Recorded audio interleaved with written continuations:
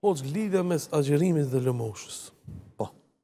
Realisht lidhja mes agjerimit dhe lëmoshës është se agjerimi edhe lëmosha që të dyja përgjatë këtyre ditëve i shërbejnë arritjes së synimit të lartë, ajo është arritja e devotshmërisë. Që do me thonë?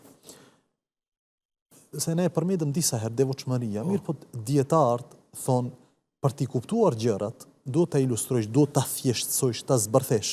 Andaj devotshmëria tek dietarët është një gjë për cilën dietarët kanë thënë që të krijosh mes teje dhe dënimit të Allahut një barierë, një perde.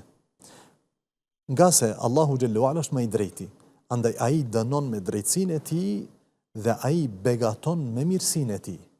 Hyrja jonë në xhennet është me mirësinë e Allahut. Dënimi i dikujt për njerëzve është me drejtsinë absolute të Allahut. Po, Allahu është falës. Dhe falja e tij mbizotron hidhrimin e tij. Megjithatë, Allahu nuk lë që drejtësia të na përkambet. Dhe drejtësia e Allahut është absolute.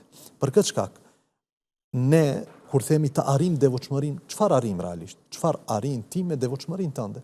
Arrin që të bësh mes teje dhe dënimit eventual të Allahut një barierë. Dhe kjo me çka bëhet? Bëhet me zbatimin e asaj që Allahu ka urdhëruar dhe largimin nga ajo që Allahu ka ndaluar. Allahu të ka ndaluar nga diçka, Allahu nuk don ty si rob të gjejnë atë gjë. Allahu të ka ndaluar nga padrejtësia. Nuk don Allahu filanin ta gjen në atë vepër, në atë situatë, në ato rrethana ku ka mundësi që ai t'i bëj padrejtësi vetes së tij ose dikujt tjetër. Allahu të ka ndaluar nga tradhtia. Nuk don që Allahu të gjejë në atë vend ku ne do ta tradhtojmë dikë. Për këtë shkak, Allahu don të na gjejë në vepra të cilat e kënaqin Allahun. Pse? Se këto vepra na ngrisin neve në shkallë dhe drejgje që konsiderohet devotshmëri. Dhe përfundimi ju takon kujt? Të devotshmëve. Xheneti ju takon kujt? Të devotshmëve. Drejtësia ju takon përfundimisht kujt? Të devotshmëve. E Allahu e ka ligjësuar agjërimin për të arritur këtë devotshmëri. Por ama me agjërimin gjatë Ramazanit, a ka ligjësuar vetëm agjërim? Gjatë Ramazanit ne vetëm agjërim? Jo. Nuk është se vetëm agjërim. Gjatë Ramazanit agjërim. Gjatë Ramazanit falemi. Madje e shtojmë dozën e namazit. Çfarë bëjmë më shumë? Bëjmë teravit. Apo?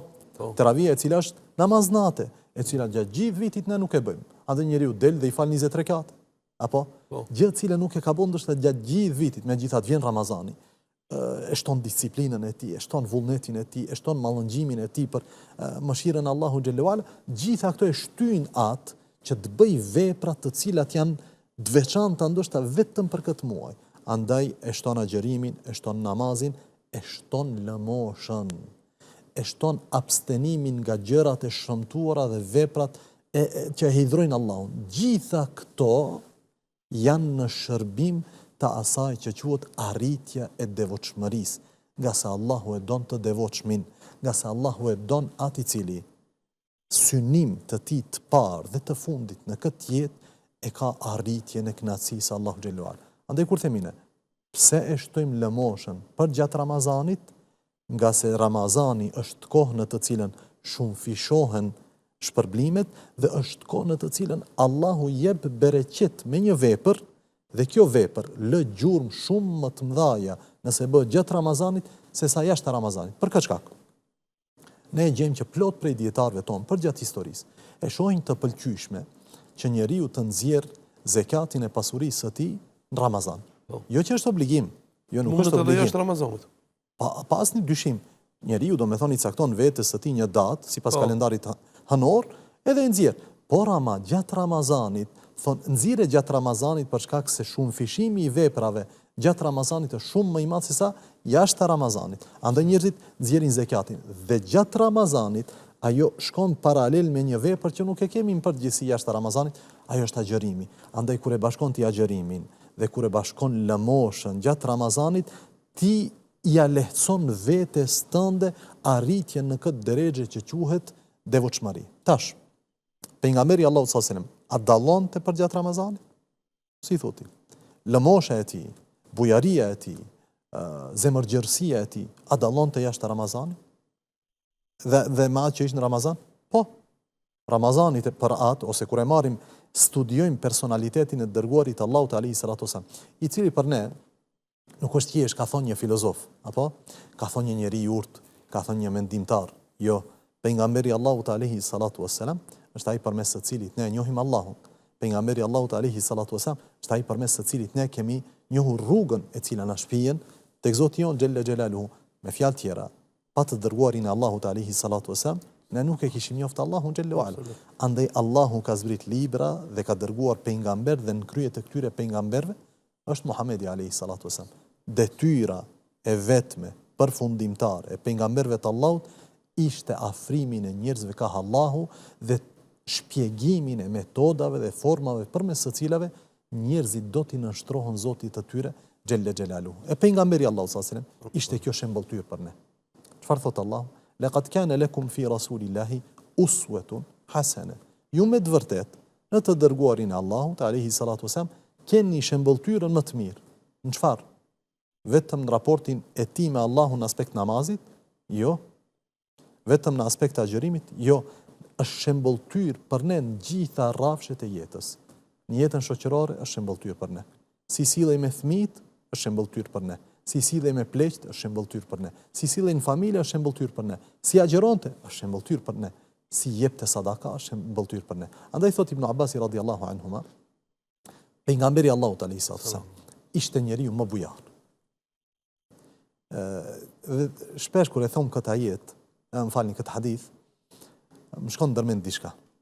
Arabët me gjithë devijimet që i kishin në atë kohë, apo kena përmend shpesh devijimet e arabëve të kohës përpara ardhjes së Kur'anit.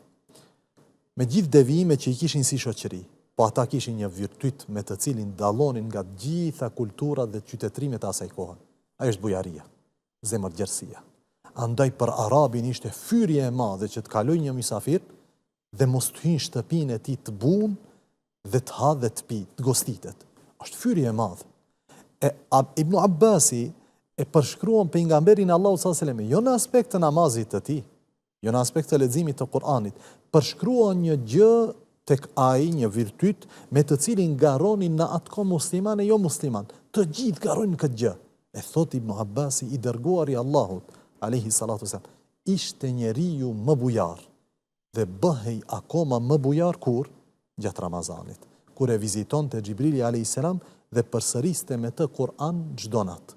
Se Xhibrili alayhi salam i sillte Kur'anin pejgamberit Allahut sallallahu alaihi wasallam për gjatë vitit dhe në Ramazan vjen dhe e përsërit pejgamberi Allahut alayhi salatu wasallam Kur'anin e reciton përpara atij mos helbete ka harruar diçka nga ajo që i ka zbritur Xhibrili alayhi salam. E për gjatë kësaj periudhe thot bëhej akoma më bujar. A ka mundësi të bëhet më bujar? Ka mundësi. Pejgamberi Allahut sallallahu alaihi wasallam nuk i ka thënë dikush sa e bukur është kjo që e ke, vetëm se ja ka dhënë. Pejgamberi Allahut alayhi salatu wasallam e ka pranuar dhuratën. Nuk e ka pranuar sadakan, apo? Prej cilësive të pejgamberit Allahut sallallahu alaihi wasallam se nuk e pranonte sadakan. Mirë, po e pranonte çfarë? Dhuratën. Por në hadithin e dhuratës thotë kështu, pejgamberi Allahut sallallahu alaihi wasallam e pranonte dhuratën dhe çdo herë e kthente dhuratën me dhuratë.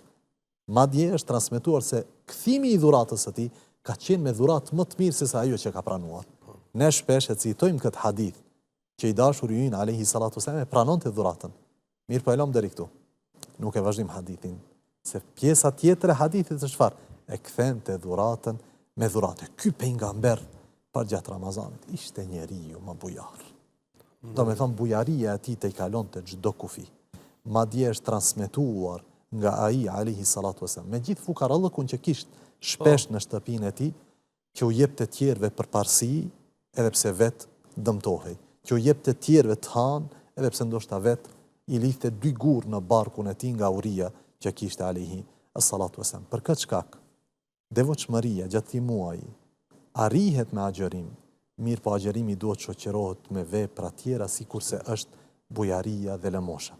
Duhet të jemi syçel se kjo është tregti me Allahun. E tregtia me Allahun është sikurse syçelësia e investitorit kur investon pasurinë e tij. Ai është syçel, friksohet mos e humb. Edhe tregtia me Allahun është e tillë. Duhet të jemi syçel. Ku mund të bëjmë pak dhe të fitojmë shumë, ku duhet të fusim shumë që të fitojmë shumë më shumë, e kështu me radhë. Kjo thjesht është, domethënë, mënyrë e investimit të veprave tona, fitimin e së cilave nuk e shohim vetëm në ahiret. Kryesisht në ahiret, po fitimin dhe përfitimin e së cilave mund ta shohim edhe në këtë dynja. Për këtë shkak, themi që lëmosha, zemërgjërsia, bujaria i shërbejnë arritjes së synimit më të lartë për gjatë Ramazanit, ajo është devotshmëria. Edhe ne duhet të kujdesemi shumë rreth kësaj çështje.